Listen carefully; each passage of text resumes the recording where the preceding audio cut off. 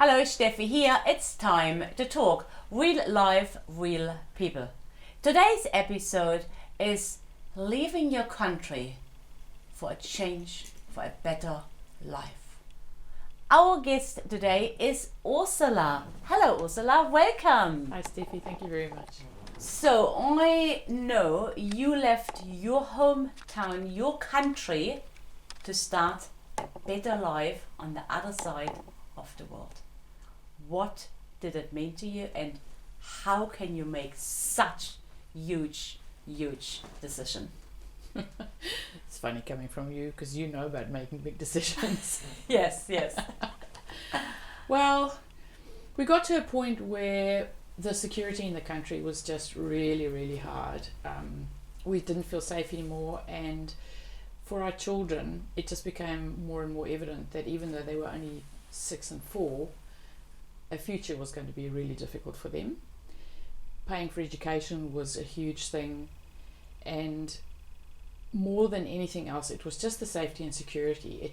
We just didn't feel safe anymore, and so we just decided that we had to do something about it. We weren't happy there. We couldn't see a future for ourselves. My husband's business had failed, not through lack of trying, but it had just become too difficult to try and generate an income.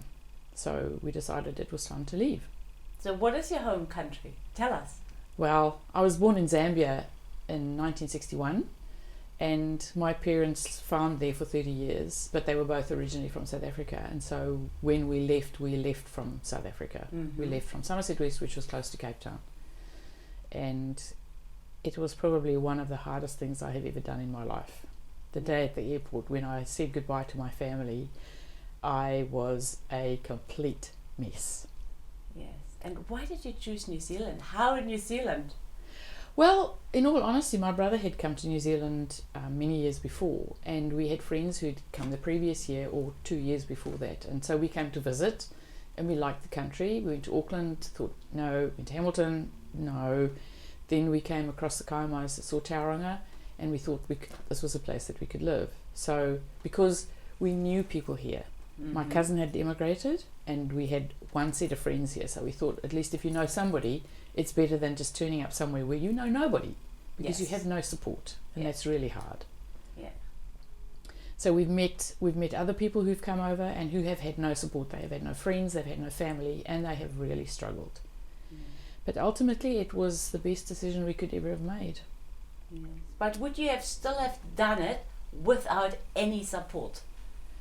I think at that stage we would have, because we were just so over the insecurity, and there was just so much crime in South Africa. They got to a point where they weren't even allowed to report on it anymore, and we just decided that for our children's future we had to do something.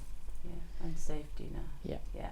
We knew it was going to take us a long time to get back to where we were. So when you arrive in a new country, typically they say it will take 5 years to get back to where you were, and it did, but we got there.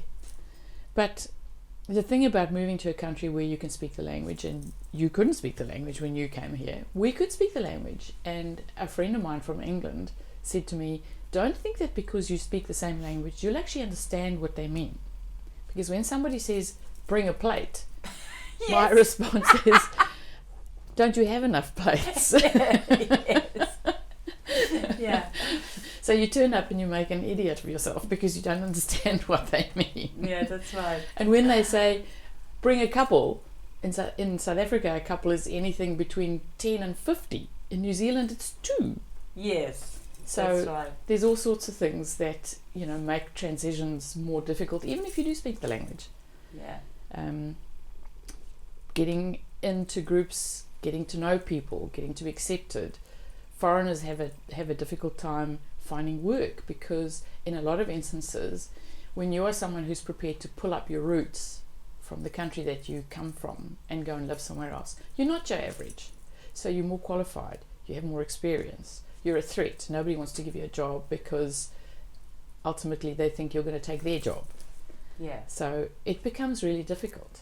So where did you take the strength out and say, yes, no, this is the right decision. It doesn't matter what we are going to face, all the challenges, we can do this. Where did you take it from? How did you develop all the strength? I think it was really just through not knowing how difficult it was going to be, because you think you can cope with anything, and then you turn up and suddenly you think, this is actually harder than I thought it was going to be. I mourned the loss of my mother. Although she hadn't died, I mourned the loss of the relationship. And something that I didn't realize at the time was that my daughter, who had a very strong relationship with her, was mourning the loss of her grandmother. Mm-hmm. And so I was having my own struggle, and I was actually not as good a mother as what I should have been, because I didn't notice their struggle. Yeah. I didn't realize that Kate was having as much of a hard time as what she You did. I didn't couldn't see it at the time, because you were with your own struggle. Because I was struggling. I was mourning the loss of my own mother. Yeah. And I couldn't see that she was mourning the loss of her grandmother. It took a counsellor from school to ring me up one day, and I had a conversation with her, and she said to me, your child is mourning the loss of her mother. Mm-hmm. And of course that broke me, because I just felt that I'd been a really bad parent. Oh, yeah. But I think, like you say, it was a huge challenge, but you sacrificed actually your life for your children. It was for your children. Yep. And now look, they're happy as. They are. They've both done very well.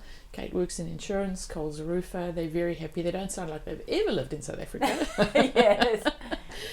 We have taken them back, and they enjoyed going back, but thankfully I don't think they're ever going to be wanting to go back there, so that's a good thing. Yeah. So would you make the decision again, the same decision?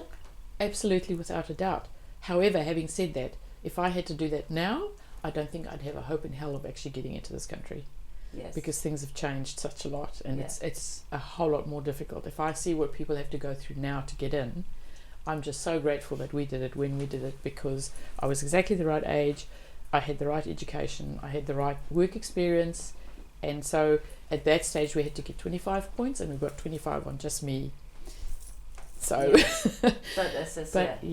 So Ursula, what would you suggest, or what can you say to our listeners? Because there are, I guess, some people out there listening to your story, they're living a life they're not happy with, they want to change, but they don't know where, how, what to do. So what is the first you would say, hey, try this, or what worked for you best? I think in that particular situation it was really just finding out what we needed to do, because our motivation for leaving was the safety and security of our children, and so when that's involved, it's not really a difficult decision. And so it was just being organized about getting all the information, putting it all together, and we were lucky because it all just fell into place really quickly. And I think when you make a decision that you need to change something, or that you want to try something different, things will fall into place for you. Yeah. Because you need to make the decision, and then the universe will help you get it all together. And that happens it has happened in many instances for me. And so it's really, I suppose, the motivation for going was because of our children. And when it's really not hard to make decisions that will be best for them. Mm-hmm. And however difficult it is, I think naivety helps. Yeah, sometimes, If you don't know what to expect.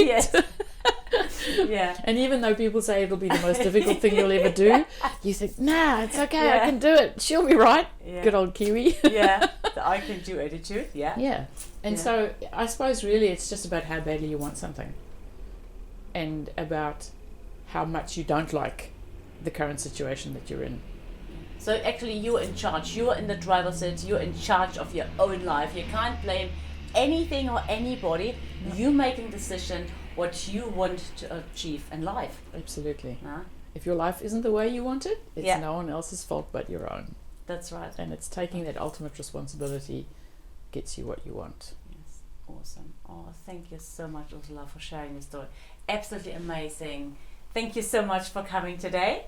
It was great to see you, and I hope you still enjoy New Zealand and you set out some more challenges, because you know you can do it.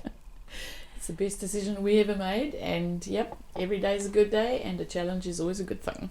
Awesome. Hi, wasn't it an amazing story?